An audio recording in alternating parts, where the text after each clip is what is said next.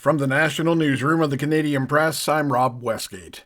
Donald Trump says he has no plans to meet with Prime Minister Mark Carney, quote, for a long time.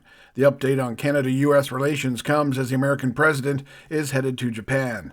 He also told reporters aboard Air Force One that he doesn't know when the new tariffs on Canada will come into effect. That is in reference to the extra 10% he has threatened after being angered by an anti-tariff TV ad the Ontario government has been running in U.S. markets. BMO's chief economist is arguing that there are reasons behind the numbers for the Bank of Canada to cut its benchmark interest rate this week. Doug Porter says the economy is still showing signs of weakness as uncertainty related to U.S. tariffs persists.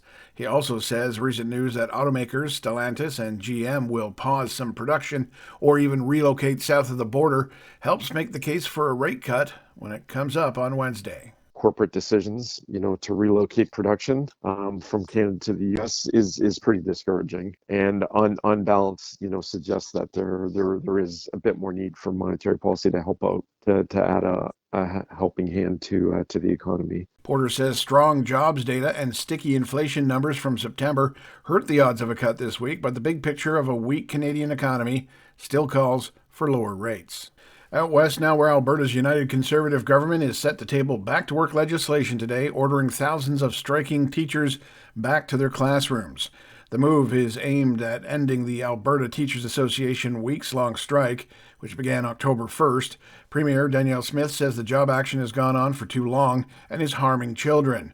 The head of the association, Jason Schilling, says that being legislated back to work without being listened to feels disrespectful. Both sides have been deadlocked over wages and classroom conditions. Meanwhile, the BC General Employees Union says it will recommend that its members vote to accept a tentative deal and bring an end to strike action. In a Sunday statement, the union noted that the agreement must be ratified by its 34,000 members. Reached on the 8th day of mediated talks, the deal includes better wages and addresses other big-ticket issues at the heart of the dispute that led to the thousands of workers walking the picket lines for the last 8 weeks.